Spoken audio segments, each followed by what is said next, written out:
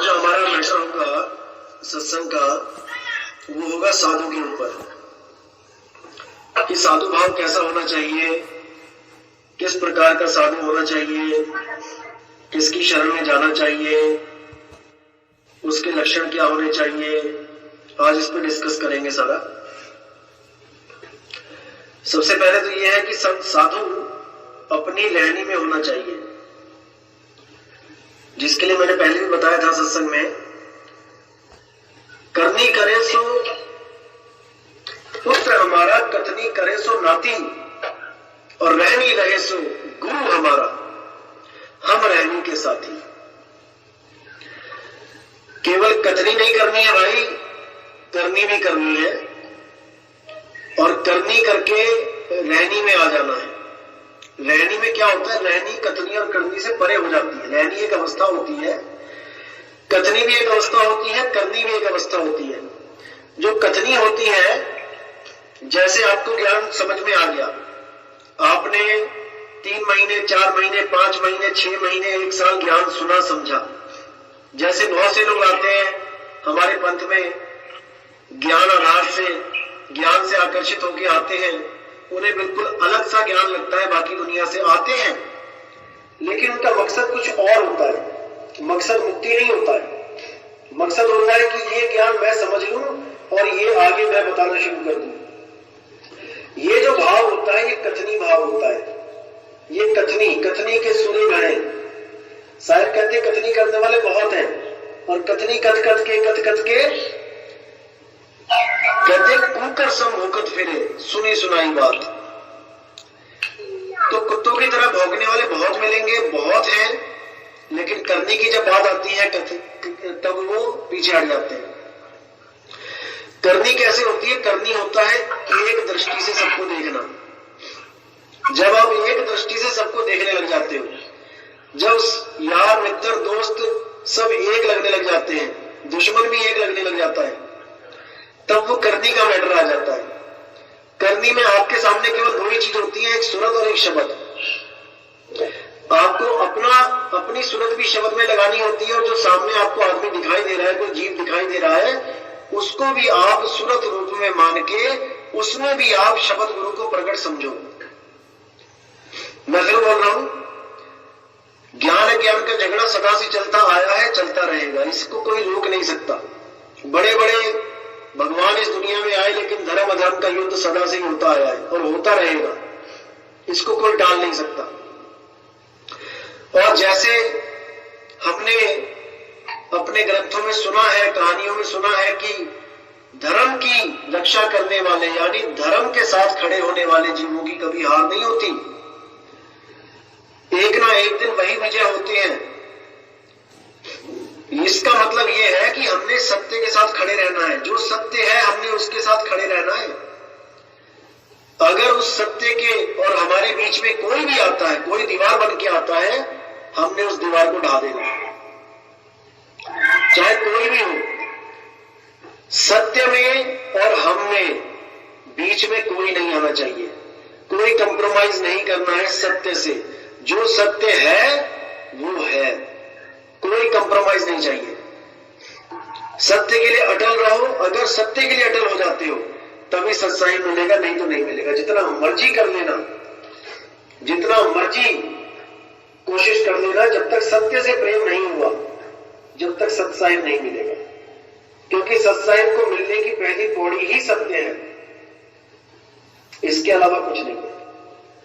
जब आप सत्य से प्रेम करने लग जाते हो तो देखो, जो हमारे पुराने गुरु हैं, अधूरे गुरु हैं, हम कैसे उनको छोड़ छोड़ के आगे बढ़ते हैं। क्यों बढ़ पाए हम कौन सी ताकत ने हमें आगे बढ़ने का साहस दिया? वही गुरु जो 20-20, 30-30 साल तक हमारे परमात्मा बन के बैठे थे, जिनको हम परमात्मा मानते थे, जिनके लिए हम कुछ भी कर सकते थे, कुछ भी। लोग देखो गोलियां तक खा ली, गुरुओं के लिए लोगों ने गोलियां तक खा ली, पुलिस वालों से भिड़ गए, जेल चले गए, जहर खा लिए, बहुत कुछ हुआ, लेकिन वो गुरु से विमुख नहीं हुए। ऐसा क्यों हुआ? क्योंकि वो गुरुमुख थे, यानी गुरु से प्रेम करने वाले। जिस दिन वो सतमुख हो जाएंगे, यानी सत्य प्रेमी हो जाएंगे, सत्य से प्रेम करने वाले हो जाएंगे, उस दिन गुरु भी बीच में से हट जाएगा। उस दिन गुरु भी उनके रास्ते से हट जाएगा। अगर वो गुरु पूरा नहीं है तो, अगर वो गुरु पूरा है तब उसको हटने की जरूरत ही नहीं है। वो तो मिलाने वाला हो गया, वो आपको मिलाएगा, वो स्वयं ही बीच में से हट जाएगा। उसको आपको नहीं हटाना पड़ेगा कि हटो गुरुजी, वो स्वयं ही बीच में से हट जाएगा। वो आपकी सूरत को जिस शब्द से जोड़ेगा वही आपका परमात्मा है, उसके बीच में और कोई नहीं आएगा। अगर वो गुरु भी अगर बीच में आने की कोशिश करता है तो उसको भी त्याग देना चाहिए। गुरु का रोल कहां तक है? जहां तक एक बिचौले का रोल होता है। बिचौला आपको पता है, जो शादियां करवाता है, एक बिचौले का जो रोल होता है लड़का और लड़की को मिलाने में। जब लड़के वालों को लड़की दिखा दी जाती है, पति को पत्नी दिखा दी, पत्नी को पति दिखा दिया, लड़के को कन्या दिखा दी, कन्या को वर दिखा दिया, तो जब हाँ हो गई, अब बिचौला बीच में से निकल जाता है। अब वो रोज कहे कि नहीं मैं तो बीच में ही रहूंगा, तो भाई बात नहीं बनेगी। इसलिए सत्य को जानो, सत्य क्या है। गुरु ने सत्य लगा दिया, ठीक है, गुरु मेरे हमेशा मेरे सम्मान के लायक हैं, हम हमेशा सम्मान करेंगे, लेकिन बीच में गुरु भी नहीं आना चाहिए। जब आप भजन करो, ध्यान करो तो ठीक है, एक बार गुरु को नमस्कार किया कि गुरु गोविंद दोनों खड़े काकू काकू गाए, बलिहारी गुरु आपने गोविंदियों में खाए, गुरु को नमस्कार किया और अपना भजन में बैठ गए। अब ये ज्ञान अगर देने वाला आपके जीवन में साधु आता है तो स्वीकार है, लेकिन अगर और कोई अड़ंगा बीच में डाला जाता है साधु के द्वारा, क्योंकि साधु बहुत से हैं, परमात्मा परमात्मा करते करते इकट्ठा करते हैं परमात्मा के नाम पे लोगों को, और उसके बाद खुद ही परमात्मा बन के बैठ जाते हैं कि मैं ही पार करूंगा। अगर मुझसे विमुख हो गए तो नरकों में चले जाओगे, मुझसे विमुख हो गए तो 84 में चले जाओगे। ऐसा कुछ नहीं होता भाई। हमने सत्य को जानना है। सत्य क्या है? सत्य ही साहिब है। और हमने ऐसे गुरु की तलाश करनी है जो गुरु हमें सत्य से जोड़े, ना कि खुद से। अगर कोई गुरु खुद से जोड़ता है तो वो गुरु कहलाने लायक नहीं है। तो साहिब ने साफ बोला है, निज स्वार्थ के कारण सेव करे संसार, बिन स्वार्थ भक्ति करे सो भावै करतार। स्वार्थ, अपने स्वार्थ के कारण जो गुरु बन के बैठ गया, यानी कि एक झोपड़ी में रहता था, धीरे धीरे धीरे क्या हुआ, प्रचार होने लगा, माया आने लगी, अब झोपड़ी नहीं भा रही है उससे, अब वो ज्यादा चेले इकट्ठे कर रहे हैं ताकि महल बना लिया जाए। अब एक झोपड़ी में जीवन निर्वाह करना मुश्किल हो रहा है उसको। अब देखते देखते 2 कमरे बनाए, देखते देखते 10 बना लिए, देखते देखते 100 बना लिए, और वो विस्तार माया का होता ही चला गया। तो अगर ऐसा गुरु भी मिलता है तो भी उसको तत्काल त्याग देना चाहिए। माया का विस्तार नहीं करना है, माया से तो पीछा छुड़ाना है भाई, माया से पीछा छुड़ाना है, चाहे वो चेला है चाहे वो गुरु है। अगर माया के पीछे लगेगा तो भटका खाएगा। क्योंकि कबीर साहब ने साफ बोला, माया माया सब कहे, माया चीने ना कोई, और जो मन से ना उतरे माया कहीं सोए। अब बड़े बड़े आश्रम बना के क्या गुरु के मन से वो आश्रम उतर पा रहे हैं? जितनी चिंता आपको अपने घर की नहीं है, क्योंकि आप ताला लगा के गए हो आश्रम पे दर्शन करने, आप परमात्मा के सहारे छोड़ के गए हो अपने घर को। जितनी चिंता आपको नहीं है, उससे लाख गुना चिंता उनको अपने आश्रमों की है। उनको अपने आश्रमों की आपसे लाख गुना ज्यादा चिंता है। तो चिंता में कौन है, चिंतन में कौन है? ईंट पत्थर। अगर ईंट पत्थर का साधु चिंतन कर रहा है तो ना भावे करतार, कर्ता पुरुष को वो नहीं भाता है। साफ बोल दिया, सीधे सीधे बोल दिया कि निज स्वार्थ के कारण, अपने स्वार्थ के कारण सेव करे संसार, यानी संसार में सेवा कर रहा है, प्रचार कर रहा है अपने कारण, कि मैं एक झोपड़ी में रहता हूं, मैं थोड़ी और बड़ी कर लूं, और बड़ी कर लूं, और 2-4 गाड़ियां आ जाए। तो कहते हैं बिन स्वार्थ भक्ति करे सो भावे करतार। चाहे वो भगत है, चाहे वो साधु है, चाहे वो गुरु है, जब अपना निज स्वार्थ हटा के सेवा भाव से जब संगत की सेवा करता है, चाहे वो गुरु है, जीवों की सेवा करता है, तब भाव है करतार, तब परमात्मा को भाता है। बाबा नानक देख लो, कन्याकुमारी से लेके अरब देश तक प्रचार करते चले गए। कितने आश्रम बनाए उन्होंने, कितने बड़े बड़े महल बनाए उन्होंने रास्ते में। क्या उनके पास क्या कमी थी पैसों की? उनके भी कई ऐसे भगत थे जो बड़े बड़े सेठ साहूकार थे। मीराबाई इतनी बड़ी रानी थी, रविदास जी के पास गई थी हीरा लेके कि इसको बेच के एक महल खड़ा कर लेना। क्या किया उन्होंने? एक झोपड़ी में रहे, क्योंकि तो आज का सत्संग यही समाप्त करते नहीं हैं। उतर रही है। जय गुरु बंदी छोड़ बैराग साहिब, जब तक जय गुरु बंदी छोड़ बाबा मदन साहिब, जय जय बंदी छोड़ सतगुरु सत्य कबीर साहिब की सदा ही चाहे वो चेला साहिब बंदगी भव सागर पार नहीं हो सकता। कोई इस गलत फहमी में ना रहे कि मैंने गुरु पद को धारण कर लिया तो मैं बच गया। ऐसा नहीं है भाई। चाहे है गुरु चाहे है चेला, एक डाल दो पंछी बैठे, एक गुरु एक चेला, और गुरु की करनी गुरु भरेगा, चेले की करनी चेला। दोनों को भुगतान करना पड़ेगा भाई। क्या आज के गुरु क्या बीमार नहीं पड़ रहे हैं? क्या आज के गुरुओं का एक्सीडेंट नहीं हो रहा है? क्या आज के गुरु दवाइयां नहीं खा रहे, ऑपरेशन नहीं हो रहा उनका? क्या सब कुछ हो रहा है? यही कर्मों की मार है, यही कर्मों की मार है। गुरु पद इसलिए जरूरी होता है क्योंकि अगर चेला चेले को बताने लग जाए, नाम दाम देने लग जाए, तो ये ऐसे हो जाता है मानो एक भेड़ दूसरे भेड़ को रास्ता बता रही है। ये भेड़वाल हो जाता है। भेड़ एक दूसरे को रास्ता नहीं बता सकती, क्योंकि भेड़ तो खुद अपनी भेड़ चाल में फंसी हुई है। इसीलिए सत्य बताने के लिए एक महापुरुष को इस संसार में आना पड़ता है। जब तक वो महापुरुष आके इन भेड़ों को ठीक नहीं करता, हाँकता नहीं है, ये भेड़ें घर नहीं पहुंच सकती। ये एक के पीछे एक करती हुई किसी कुएं में जा गिरेंगी, किसी खाई में गिर जाएंगी, क्योंकि भेड़ दिमाग नहीं लगाती है कि मैं कहां जा रही हूं। बस मुंडी नीचे करके एक दूसरे के पीछे चली जाती है। तो भेड़ों को संभालने वाला वो सतगुरु है, वो परमात्मा है। वही जब तक आपके जीवन में नहीं आया, जब तक बात नहीं बनेगी। वही परमात्मा एक आदमी का रूप धारण करके आता है, और वही हम जीव रूपी भेड़ों को हाँक के अपने घर लेके जाता है, सत्यलोक को लेके जाता है। सतलोक यानी मेरा सत्य स्वरूप, तीन लोक यानी ये मेरी काया। तीन लोक है देह में रोम रोम में धाम, और सतगुरु बिन ना पाइए सार शब्द निज नाम। बिना सतगुरु के सार शब्द नहीं मिलता। सतगुरु कैसा होना चाहिए? सोई सतगुरु मोहे भावे, जो भोग में जोग लखावे।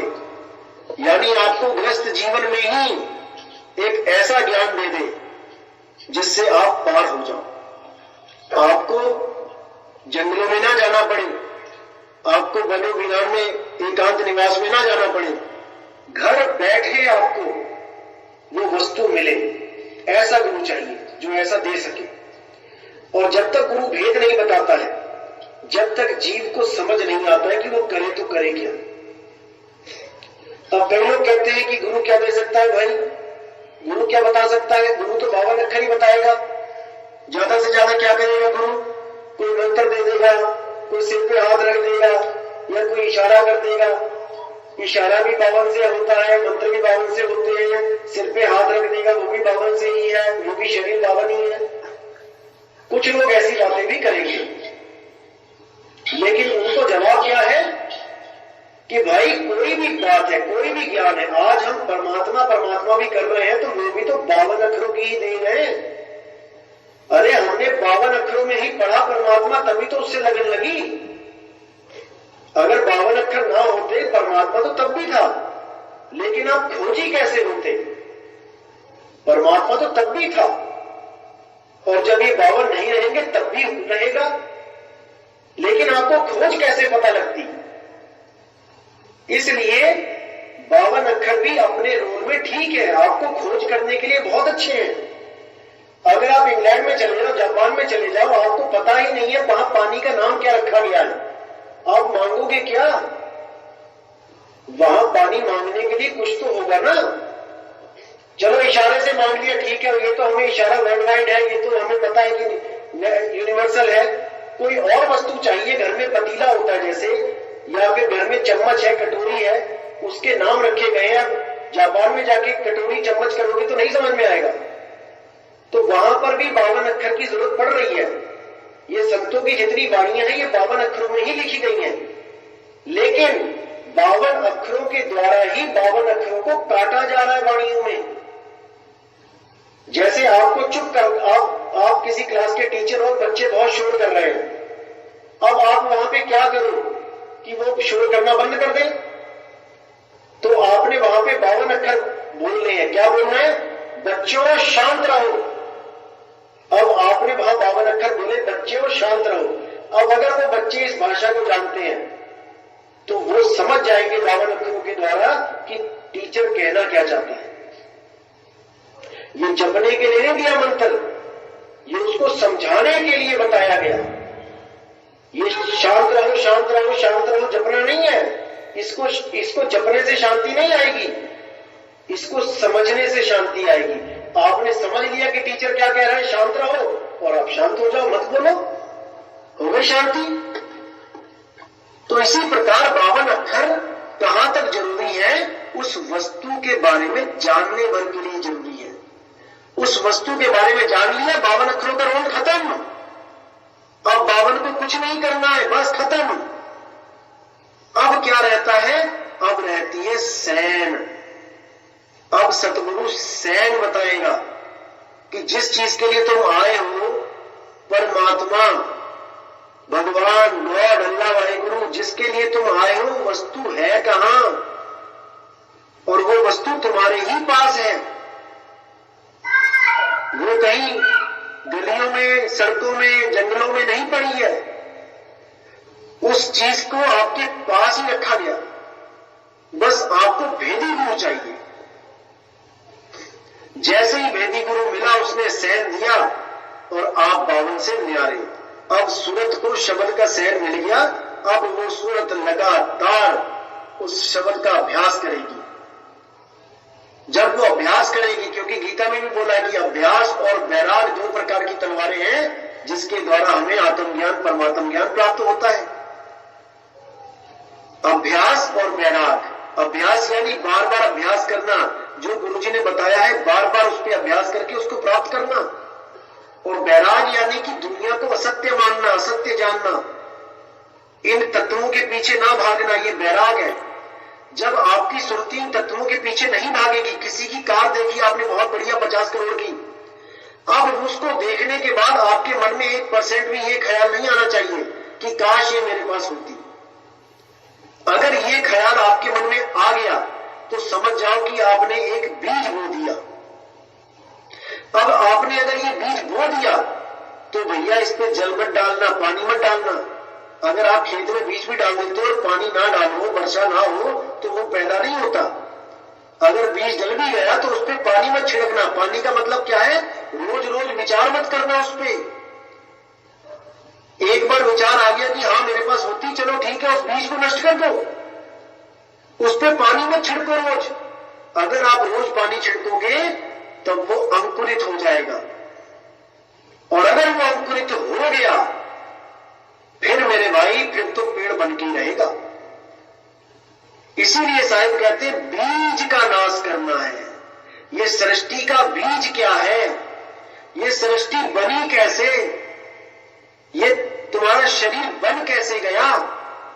तुम इस शरीर में आ कैसे गए?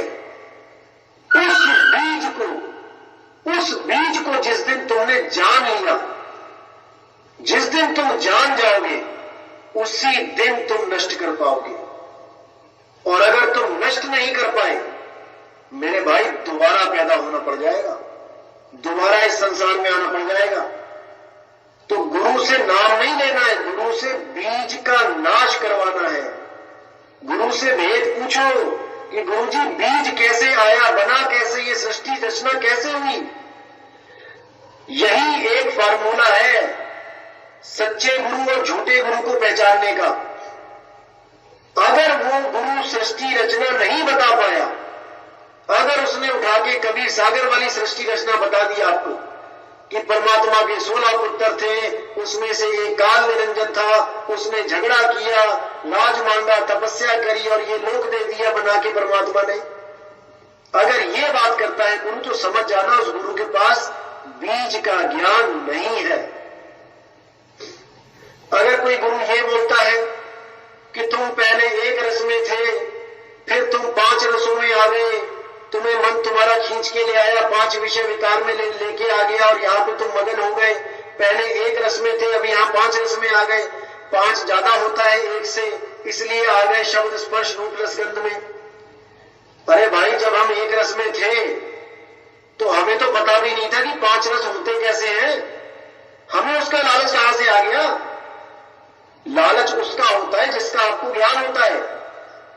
जैसे किसी नशेड़ी को, किसी दारूबाज को अगर आप बोलो कि चल भाई दारू पीने चलते हैं, तो वो 10 किलोमीटर चलने को भी तैयार हो जाएगा, क्योंकि उसको पता है, उसको बोध है, उसको ज्ञान है कि दारू का नशा कैसा होता है, वो भागा जाएगा आपके साथ। अगर आपको कोई बोले चल भाई हीरोइन पीने चलते, हीरोइन एक नशा होता है, अब आपको तो पता ही नहीं है, आपको तो लालच ही नहीं है उसका, आपको कैसे कोई लेके आ सकता है? नहीं आ सकता। तो इसीलिए सृष्टि रचना का बीज जानना है। किसी भी गुरु से नाम लेते हो, पहले गुरु से सृष्टि रचना पूछो, क्या उसको पता है? अगर गुरु सृष्टि रचना बता सकता है तो याद रखना वो खत्म भी करवा सकता है। कोई भूल होती है, कोई गड़बड़ होती है, अगर वो भूल पता है गुरु को कि भूल कहां पे हो रही है, भाई ठीक तो वो तभी करेगा ना। जैसे बच्चे हिसाब किताब लगाते हैं, जैसे आप दुकान में भी हिसाब किताब लगाते हो, हिसाब किताब लगा के अगर लास्ट में जो योग है वो सही नहीं आए, तब आप दोबारा चेक करते हो, तिबारा चेक करते हो। जब तक गलती पकड़ में नहीं आई वो योग ठीक नहीं हो सकता। अब गलती जिसके पकड़ में नहीं आई वो सदगुरु कैसे हो सकता है? वो तो गलत ही हुआ। अब वही बंदा किसी और के पास जाता है कि देखो जी इसमें कुछ गड़बड़ है, मुझसे ये कैलकुलेशन कर रहा हूं, पूरी नहीं आ रही है। अब वो बंदा जानकार है, वो 2 मिनट में गलती पकड़ लेगा कहां पे है। अब जैसे ही वो गलती पकड़ेगा वैसे ही आपका हिसाब किताब बिल्कुल करेक्ट हो जाएगा, वो उसको ठीक कर सकता है। जिस गुरु को सृष्टि रचना का भेद पता है, पूर्ण रूप से एक एक चीज अनुभव पता है कि सृष्टि रचना का अनुभव क्या है, अनुभव ज्ञान से बताए, वही सतगुरु है। जो सृष्टि रचना नहीं बता पाए वो सतगुरु नहीं है। इसीलिए सृष्टि रचना में अभी नहीं खोल रहा हूं, ये 2021 में खोलेंगे, जब 2020 में जितने भी गुरु बैठे हैं, जब सबके पास ये इंफॉर्मेशन पहुंच जाएगी, हर शिष्य अपने अपने गुरु से ये सवाल करेगा कि मुझे सही सृष्टि रचना बताओ। जब गुरु सब फेल हो जाएंगे, सृष्टि रचना नहीं बता पाएंगे, तब असल में सृष्टि रचना खोली जाएगी कि वो है क्या। तो अभी उसमें इंतजार करना पड़ेगा, लेकिन परमात्मा की दया होगी, सारे भेद खोले जाएंगे। लेकिन वही बात है कि सत्य के साथ अटल रहो। सत्य है तो साहिब है, क्योंकि सत्य ही साहिब है। सत्य से प्रेम नहीं करोगे तो साहिब से प्रेम नहीं किया, क्योंकि साहिब बार बार कह रहे हैं कि साहिब साहिब सब कहे मुझे अंदेशा और साहिब से परिचय नहीं बैठोगे किस ठोर, क्योंकि साहिब ही सत्य है। साहिब कोई देह नहीं है कि किसी गुरु को साहिब समझने लग जाओ। साहिब का मतलब है सत्य, इसीलिए उसको सत्य साहिब कहते हैं। तो भाई विचार करना है, विवेक लगाना है और सत्य असत्य का निर्णय करना है। आज का सत्संग यहीं समाप्त करेंगे और कल 5:30 बजे फिर मिलते हैं। इसी के साथ मुझे विदा करें। साहिब